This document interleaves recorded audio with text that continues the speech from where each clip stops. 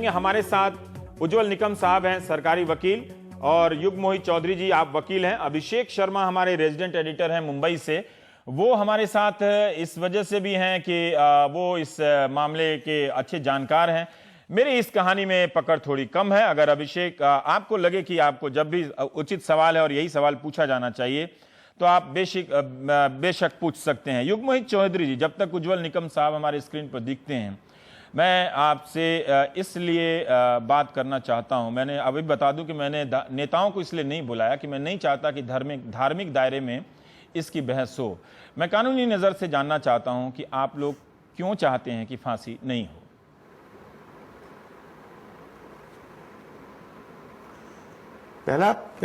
पहली सबसे बड़ी बात यह है कि ये जो सजा लगी उसे टाडा कानून के तहत लगी। ये टाडा कानून हमारी संसद ने खुद रद्द कर दिया क्योंकि ये भरोसेमंद कानून नहीं था। संसद का कहना यह था कि इस कानून के तहत मुसलमानों और माइनॉरिटीज पे बहुत अत्याचार हुआ है और बहुत से गलत फॉल्स केसेस लगे हैं। इस कानून ने एविडेंस को इतना कमजोर कर दिया जिसके तहत किसी को सजा लग सके कि किसी आम आदमी को उस सजा पे भरोसा नहीं रहा। इस कारण हमारी सांसद ने इस कानून को रद्द कर दिया और इसी कानून के तहत याकूब को सजाए मौत लगी है। इसको ध्यान में रखना बहुत बहुत जरूरी है। पर युग मोहित जी, मैं ये जानना चाहता हूं कि देखिए, को जो सजा लगी, ये ठीक है कि टाडा कोर्ट के बारे में ये राय है आपने बताई, लेकिन सुप्रीम कोर्ट में 2 बार गई है, सुप्रीम कोर्ट ने सुना है, फिर रिजेक्ट किया है। तो जब तक सुप्रीम कोर्ट ये ना कह दे कि ये अदालत जो सजा जिसने सुनाई है वो इस लायक नहीं है, तब तक हमें मानना चाहिए कि ये सजा वैलिड है। भले आपका पॉइंट सही है, क्योंकि एक और मौका है 3 जजों की बेंच के पास सुनने के लिए, तो आप प्रश्न उठा सकते हैं। ये एक बात है। और कोई कारण है जिससे आप ये चाहते हैं कि ये फांसी आपका कहना बदल जाए?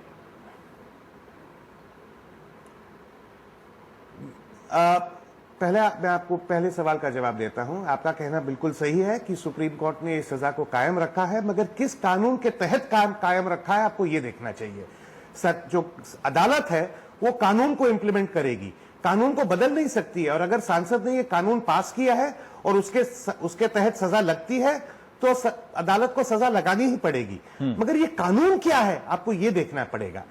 देखिए, आपका दूसरा सवाल कि मैं किस लिए सजाए मौत के खिलाफ हूं, मैं सोचता हूं ये सजाए मौत कोई किसी को शोभा नहीं देता है, कोई फायदा नहीं है, इससे कुछ हमारी स्थिति बदलती नहीं है, हमें कुछ प्रोटेक्शन नहीं मिलता है और ये मानवता के खिलाफ है। मगर खासकर इस केस में अगर आप देखें किस तरीके से हम कर रहे हैं, क्या हम जिस तारीख को इस आदमी को सजाए मौत दे रहे हैं, जिस तारीख को हम उसको रस्सी से लटका के उसकी जान लेंगे, उसकी जन्मदिन की तारीख है। हमें इतनी भी इंसानियत नहीं बची, हम उस फैमिली के लिए क्या छोड़ेंगे? जरा भी याददाश्त नहीं छोड़ेंगे क्या?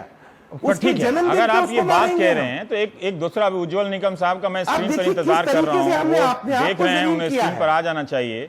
पर युग मोहित साहब, लोग फिर कहेंगे कि 257 लोगों की मौत हुई है, इतने लोग घायल हुए हैं और वो एक खतरनाक ऐसा हादसा था। ठीक है, उनसे सहानुभूति नहीं है। आप जब क्या बाकी फांसियों में और इस फांसी में सिर्फ टाडा कोर्ट को लेकर ही अंतर कर रहे हैं या कोई और भी वजह है? आप देखिए, जो ये हादसा हुआ, आप बिल्कुल सही कह रहे हैं, बहुत से निर्दोष लोगों की जानें गई। मगर आप याकूब का रोल देखिए, जो रोल है उसका, उसने क्या किया है इस केस में। लोगों के लिए जिन्होंने जाके बॉम्ब डाला उनको सजाए मौत नहीं दी, उनके लिए याकूब ने टिकट दिलवाई ताकि वो पाकिस्तान भाग सके, उसको सजाए मौत दी। दाऊद इब्राहिम ने राम जेठमलानी जी के जरिए ऑफर दिया भारत सरकार को कि मैं देश में आऊंगा, मैं ट्रायल के लिए तैयार हूं, मगर मुझे टॉर्चर ना कीजिए। उसका ये ऑफर ठुकरा दिया गया। जो सबसे बड़े मास्टरमाइंड हैं उसका ऑफर ठुकरा दिया, बाकी किसी मास्टरमाइंड को नहीं पकड़ा। अपराध तो है ना, अपराध तो है ना, सजाए मौत दे रहे हो, ठीक है, पर अदालत ने ठीक है, चाहे जैसा भी अपराध है, छोटा अपराध हो या बड़ा अपराध हो, मास्टरमाइंड ना हो, उसी को देखते हुए अदालत ने तय किया कि उनको सजा मिलनी चाहिए। ये अलग सवाल है कि टाइगर मेमन और दाऊद इब्राहिम अभी तक कैसे बचे हुए हैं, ये अलग सवाल है, ठीक है, वैलिड सवाल है, पर वो बचे हुए हैं इसलिए इनको भी बच जाना चाहिए। क्या ये सही सवाल हो सकता है? नहीं, किस हद तक हो सकता है, क्योंकि कानून यह भी देखता है कि इस आदमी का रोल पूरे गुनाह में कितना था बनिस्बत बाकी लोगों के रोल के। तो यह भी आपको देखना पड़ेगा सजाए मौत को देने के पहले, क्योंकि सजाए मौत रेयरेस्ट ऑफ रेयर केसेस में दी जाती है सबसे बड़े भागीदार को। ठीक है, अभिषेक गुनाह में सबसे बड़ा भागीदार है, और ये याकूब मेमन नहीं है। निकम साहब पता नहीं क्यों नहीं आ रहे हैं, पर अभिषेक आ गए हैं जी। अच्छा, निकम साहब आ गए हैं। अभिषेक एक सेकंड रुक जाइए। निकम साहब, अब आपके आने से पहले अभी युग मोहित साहब आपने सुना ही टीवी पे कि कह रहे थे कि टाडा कोड के लेकर कि एक संसद के कानून से उसकी मतलब वैलिडिटी पे टाडा कोड को लेकर कि उसका दिया हुआ फैसला है जो संसद के कानून से खत्म हो चुका है, एक पहलू है। दूसरा पहलू वो कह रहे हैं कि वो मुख्य साजिश करता है, टिकट जरूर कटाया था, पर मास्टरमाइंड तो दो और लोग हैं जो बाहर जाके पाकिस्तान जाके बचे हुए, या पता नहीं, पाकिस्तान तो कहता है कि उनके यहाँ नहीं है, पर वो बचा हुआ है, ये पकड़ा गया है। रवीश कुमार उसके बिल्कुल गलत है। तो उनका कहना था कि ताड़ा कानून के तहत उसे फांसी मिली है, इसलिए जो ताड़ा कानून आगे पार्लियामेंट को जिसको एक्सटेंड नहीं किया, इसकी वजह से वो कानून की कमियां, ऐसा अगर उनका कहना होगा तो ये बिल्कुल गलत है, क्योंकि उस वक्त ये कानून कॉन्स्टिट्यूशनली वैलिड रखा था। पहली बात ये हुई। दूसरी बात उन्होंने कही कि क्या ये मास्टरमाइंड था कि उसको सजाए मौत मिले, जो रेयरेस्ट ऑफ रेयर को मिलना चाहिए। उनका ये भी कहना था कि जो टाइगर है उन्हें तो नहीं है, फिर इन्हें क्यों। मैं इनको बताना चाहता हूं कि टाडा कोर्ट ने 12 लोगों को फांसी की सजा फरमाई थी। जब यह मामला सुप्रीम कोर्ट के पास गया तो सुप्रीम कोर्ट ने 11 लोगों की फांसी की सजा हटाई के आजीवन कारावास में कर दी और एक याकूब मेमन की फांसी बरकरार रखी। यह वजह थी कि सुप्रीम कोर्ट ने यह माना, डिस्टिंक्शन किया कि main conspirator and the persons acting in pursuit of the criminal conspiracy, जो साजिश करता है, साजिश करता अलग और साजिश करता के मुताबिक, साजिश के मुताबिक जो लोग काम करते उनके लिए अलग, यानी डायरेक्टर ऑफ द फिल्म और जो एक्टर्स है वो उनके लिए कानून है। और ये सुप्रीम कोर्ट ने माना कि जो साजिश करता है, जिसकी वजह से साजिश होती है, जिसकी वजह से बम ब्लास्ट होते हैं, उसे कड़ी सजा देना चाहिए। और ये डिटरेंट सेंटेंस क्यों है? Not only to deter the very criminal, but एक strong message to the like minded people को, क्योंकि हमारे देश में 12 मार्च 93 में ये पहले ऐसी घटना हुई थी कि जहां अलग अलग 12 जगह भारी मात्रा में एक्सप्लोजिव इंपोर्ट किया था। ठीक है। और उसके बॉम्ब टाइम पे लगाए थे, इसकी वजह से सुप्रीम कोर्ट ने सजाए मौत उसको फरमाई थी। निकम साहब देखिए, इसी तरह का मामला संजय दत्त का भी है ना, वो आपराधिक साजिश में शामिल थे, पर उनका मामला रेयरेस्ट ऑफ द रेयर में नहीं शामिल किया गया और उनको सजा हुई सजा, लेकिन फांसी की सजा नहीं हुई। लेकिन याकूब मेमन की जो बात, रवीश कुमार, उनको कोर्ट ने उनको आर्म्स एक्ट में दोषी करार किया था। सजाए मौत का उसका प्रावधान ही नहीं है। संजय दत्त को आर्म्स एक्ट पर वो आपराधिक साजिश में तो था, टाडा एक्ट के कानून के नहीं थे। ठीक है, उसको सजा हुई 5 साल की, उसको सजा हुई 7.5-7 साल की सजा हुई। ठीक है। युग मोहित साहब, एक जो उज्जवल निकम कह रहे हैं उनके सवाल का जवाब दीजिए कि 12 लोग जो पहले जिनको फांसी की सजा दी गई थी, सुप्रीम कोर्ट ने देखा और विचार किया और उनकी फांसी की सजा को बदल दिया। तो बात यह है कि ये उदाहरण इसलिए महत्वपूर्ण है कि इससे लगता है कि अदालत कम से कम भेदभाव नहीं कर रही है। जहां लगता है कि बदलना चाहिए उसने बदल दिया। इसी बड़ी घटना और खतरनाक साजिश में भी 11 लोगों को आजीवन कारावास की सजा दी गई, फांसी से बदल के एक की सजा को बरकरार रखा गया। ये वो एक दलील दे रहे हैं। बिल्कुल सही कह रहे हैं, और मेरी शिकायत अदालत के खिलाफ बिल्कुल नहीं है, मेरी शिकायत सरकार के खिलाफ है। आपने जैसे खुद शुरुआत में कहा, राजीव गांधी हत्यारों का मर्सी पिटीशन उन्होंने 11 साल पेंडिंग रखा, भुल्लर का 7 साल पेंडिंग रखा। क्यों? वो जानते थे कि अगर वो पेंडिंग रखें और बाद में सरकार इसको रिजेक्ट भी कर दे तो कानून से, अदालत से उनको फायदा मिल जाएगा, इनकी सजाए मौत रद्द हो जाएगी। अभी आज के दिन भी रजवाना का मर्सी पिटीशन कितने सालों से पेंडिंग रखा गया है, और याकूब का इतनी जल्दी क्यों रिजेक्ट कर दिया? क्योंकि याकूब माइनॉरिटी कम्युनिटी से आता है, उसके पास कोई पॉलिटिकल बैकिंग नहीं है। मुद्दा तो यही है ना।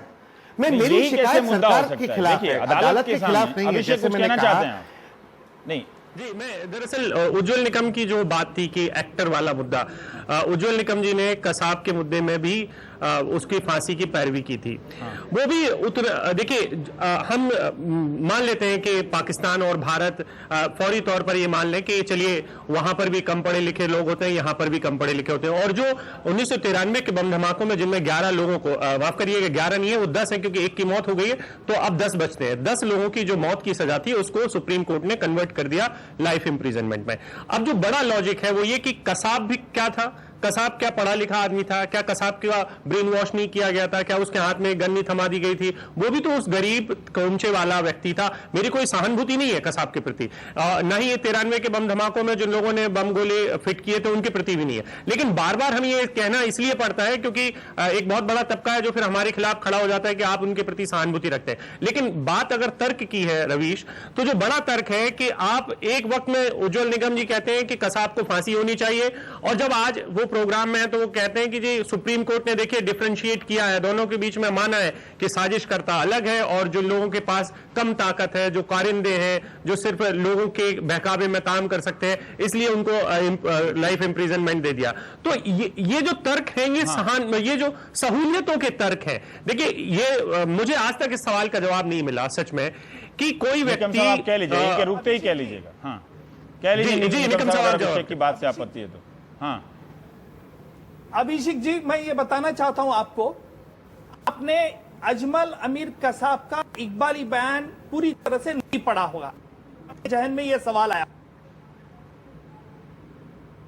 कहां था कि हिस्सा लिया था, सिर्फ तो वो क्या number 2 category, he himself had participated in the criminal conspiracy में शामिल था, इसके लिए अजमल कसाब का कन्फेशन, उसके सिवा हमारे पीआई एजेंसी ने कॉन्वर्सेशन इंटरसेप्ट किया था कंट्रोल रूम से या होटल ओबेरॉन, जो मुझे लगता है कि आपकी बात हम आवाज नहीं आ रही जी, आवाज कटी रवीश, इसमें जो मुद्दे की बात फोन लाइन पे ले लेते हैं, कुछ गड़बड़ हो रही है। हाँ जी रवीश, देखिए इसमें जो बात है वो बताने की कोशिश करें कि कॉन्स्पिरेसी में हिस्सा लिया। 93 के बम धमाकों की कहानी भी कुछ अलग नहीं है कसाब से। 93 के बम धमाकों में भी जो लोग फिटिंग करने वाले थे, आरडीएक्स रखने वाले थे, बहुत सारे लोगों को पाकिस्तान ट्रेनिंग के लिए भी भेजा गया था और उनको पता था कि वो क्या कर रहे हैं। ट्रेनिंग आप हिंदुस्तान से दुबई जाएंगे, दुबई से आपको तो आप फिर जब आप डिफरेंशिएट करना शुरू करते हैं कि देखिए इसको तो दबाव में करवा दिया गया, ये तो कारिंदे थे, ये तमाम लॉजिक दरअसल सहूलियतों के लॉजिक्स हैं, तर्क है। एक जो बड़ा सवाल का जवाब मुझे आज तक नहीं मिल पाया वो ये है कि किसी व्यक्ति ने हमें दिल्ली स्टेशन से, हमें आज तक ये बताया गया कि दिल्ली स्टेशन से याकूब पकड़ा गया। ये सबको पता है कि याकूब पाकिस्तान में था। याकूब ने खुद ने, आपने वो इंटरव्यू देखा होगा जो मधु त्रेहान को दिया था याकूब ने, हम उसको देखने तो उसने माना है कि देखिए मुझे स्पॉट करके ले जाया गया था, मैं टाइगर की, हमारे पास जो स्थितियां थी उन स्थितियों में हमारे पास बहुत कम विकल्प थे।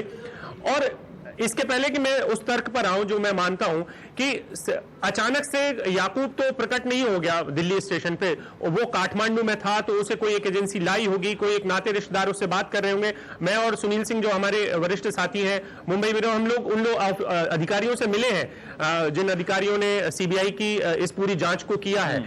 देखिए अंदर खाने जब हम बात करते हैं तो मुझे बड़े दुर्भाग्य के साथ कहना पड़ता है कि बहुत सारी बार धर्म आड़े आता है जब बातचीत होती है, लेकिन मैं उन चीजों को रिकॉर्ड पर ना भी लूं तो भी बड़ी बात है कि जब जैसे ही हम ये बात करते हैं कि क्या समर्पण किया था, तो देखिए उनके जो अधिकारी अब वो रिटायर हो गए या फिर अभी नहीं है सर्विस में, उन तमाम लोगों का ये आर्गुमेंट शुरू हो जाता है कि देखिए रिकॉर्ड पे तो नहीं है ना, समर्पण किया होगा तो रिकॉर्ड पे तो नहीं है। अब यहां से सारी समस्या शुरू हो रही है कि कोई व्यक्ति हवा में तो काठमांडू नहीं आ गया, अगर उसको गिरफ्तार किया, फिर अगर काठमांडू में वो पहुंच गया और वो धोखे से फंस गया था और उसको गिरफ्तार कर लिया गया, तो फिर वो ऐसी स्थिति में अपने परिवार वालों को क्यों लेके आएगा? इसका मतलब ये कि कोई एक अंदर खाने एक बातचीत चल रही थी, हमारे पास हम बहुत सारी स्थितियां जो कि हमारे पास सबूत नहीं है इसलिए हम कह नहीं सकते हैं, लेकिन हमारी जो जानकारियां हैं कि एक ट्रैक टू पॉलिसी लगातार चल रही थी। एजेंसी भी चाहती थी कि कोई व्यक्ति उन्हें मिले जो लगातार उनको पूरी इस कॉन्स्पिरेसी के बारे में बताए। और फिर हम ये क्यों मान लेते हैं कि जो एक बड़ा तर्क है वो ये है कि याकूब के आने के बाद दरअसल पाकिस्तान पहली बार इस तरीके से एक्सपोज हुआ। उसके पास कुछ रिकॉर्डिंग्स थे, उसके पास कुछ मटेरियल एविडेंस थे जिससे पता चलता है कि पाकिस्तान में कौन कौन व्यक्ति शामिल था, तौफीक जलियावाला कौन था, वो आईएसआई का एजेंट कैसे था, कैसे पूरी कॉन्स्पिरेसी कैसी रची गई। तो बड़े जो बहुत सारे अनआंसर्ड, ये इंपॉर्टेंट बात है। निकम साहब, मैं इस सवाल जो अभिषेक ने कहा, अब आप फोन लाइन पर आ गए हैं, युग साहब 2 मिनट रुक जाइएगा।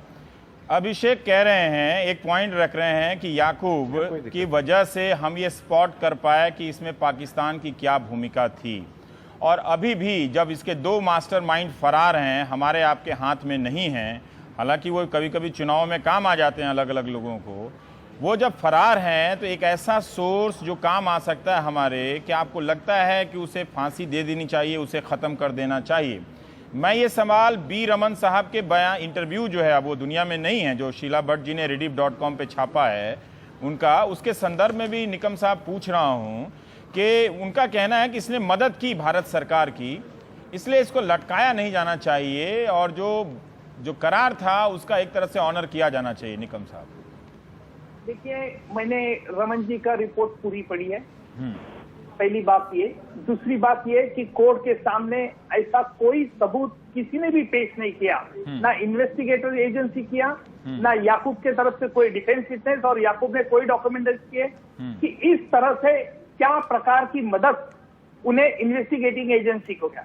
यह कहना बिल्कुल गलत है कि याकूब की वजह से पाकिस्तान की कुछ जानकारी मालूमात हुई या टाइगर का कुछ आता पता मालूम हुआ और टाइगर सरेंडर आना चाहता, नहीं सरेंडर, ये बिल्कुल गलत है। अभी दूसरी बात जो है रमन जी का रिपोर्ट का, रमन जी ने 3-4 बात कही, लेकिन वो सेल्फ कॉन्ट्राडिक्टरी बात है, ये पहली बात मैं कह रहा हूँ।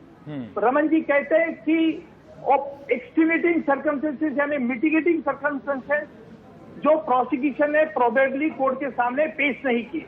रमन जी कहते थे कि एक्सटीन्यूटिंग यानी मिटिगेटिंग सर्कमस्टेंसेस ये है कि वो सरेंडर आना चाहते, अगर मान लिया वो सरेंडर आना चाहते, तो फिर दूसरे ब्रेथ में रमन जी कहते हैं कि वो कराची को जाने लगे थे वापस, उनको सलाह दी कि सरेंडर मत हो, तो कराची को जाने लगे, तो कराची में उनको एयरपोर्ट में नेपाल पुलिस ने गिरफ्त किया। तो मुझे ये समझ में नहीं आ रहा, अगर सरेंडर होने जा रहे थे तो फिर वापस इसका प्रमाण तो होना चाहिए ना रिकॉर्ड पे कि वो आदमी। एक मिनट रविराज, एक मिनट, सॉरी, ये जो इनकी कहानी है कि सरेंडर होना, ये बिल्कुल गलत है। रमन जी के रिपोर्ट पे कई सवाल उठ सकते हैं, लेकिन आज रमन जी हमारे पास नहीं है, इसलिए मैं वो कुछ सवाल नहीं उठाना चाहता हूँ। ठीक है। सबसे बात जो उन्होंने कही है कि समझो मान लिया कि अगर वो सरेंडर होना चाहता, क्या कानून उससे कड़ी और कभी सजा देता है? मुझे हमारे इसमें एक सवाल उठा है कि जो आदमी आया है, देखिए, अगर रमन साहब के बाद से नहीं साबित होती है, तो पत्रकार जो कवर कर रहे थे वो ये कह रहे थे वो आया कैसे, कोई बता दे। क्या भारतीय एजेंसी के लोग उसको कराची से लेकर आए थे? जब लेकर आए थे तो याकूब मेमन के साथ साथ टाइगर को भी ले आते, उसको छोड़कर क्यों आ गए? कोई ये बता देता फिर। मैं नहीं कह रहा हूँ, हाँ, वो उसे गिरफ्त में कैसे पकड़ा, क्या पकड़ा, वो कसूरवार है। मैं ये नहीं कह रहा कि वो नहीं है, लेकिन बात है कि रेयरेस्ट ऑफ द रेयर का अभी युग मोहित साहब ने कहा, और अभिषेक नहीं कहना चाहते कि धर्म के नाम पे भी एक उसके कारण भी, ओवैसी साहब से आप टीवी पे दिन भर बहस करते रहे कि बाकी लोग राजू आना या फिर भुल्लर साहब या फिर राजीव गांधी के हत्यारों को देखिए, वहां तो विधानसभा ने पास कर दिया है, लेकिन इसमें एक धर्म का मामला आ जाता है। और आपने, मुझे मालूम नहीं आपने खंडन किया कि नहीं किया, वो जो बिरयानी वाली बात, जो झूठी बात कही थी आपने, तो इन सब से लगता है कि ऐसे मामलों में अगर धर्म का कार्ड खेला जाए, झूठी बात नहीं रविराज, मेरा ऑब्जेक्शन है, हाँ, झूठी बात नहीं है। आपने ये समझ लेना चाहिए, जब मीडिया उस वक्त मुझे पूछ रहे थे, हाँ, कसाब रो रहे थे, so it was a sarcastic comment to the electronic channel। अच्छा, let me tell you very frankly, तो वो बिरयानी खाया था वो, जब रो रहा नहीं था, हाँ, तो बिरयानी कहाँ दी थी, किसने दी थी? हाँ, मैंने तो कसाब ने, मैंने बोला कि मटन बिरयानी मांगी थी, हाँ, मैंने ये नहीं कहा कि दी जा रही थी, दी गई थी, है ना? चलाया कि तो मांगने और दी जाने में अंतर है। नहीं, मैंने कुछ भी गलत नहीं है, मैंने ये कहा कि आपका खंडन मुझे नहीं मालूम है। आपका खंडन मुझे नहीं मालूम, sarcastic comment लेकिन तो अगर आप ये कह रहे हैं, आपको था। आपने कहा था खंडन का मीडिया सवाल से नहीं। आके कि ये बिरयानी बात मांगी मैंने कई थी। बार, रविराज, ये बात कई बार मैंने कही है। आप कविराज कह लीजिए, रविराज थोड़ा ठीक नहीं लगता है, रवीश कह लीजिए या कविराज कह लीजिए, चलेगा। सॉरी चलेगा चलेगा।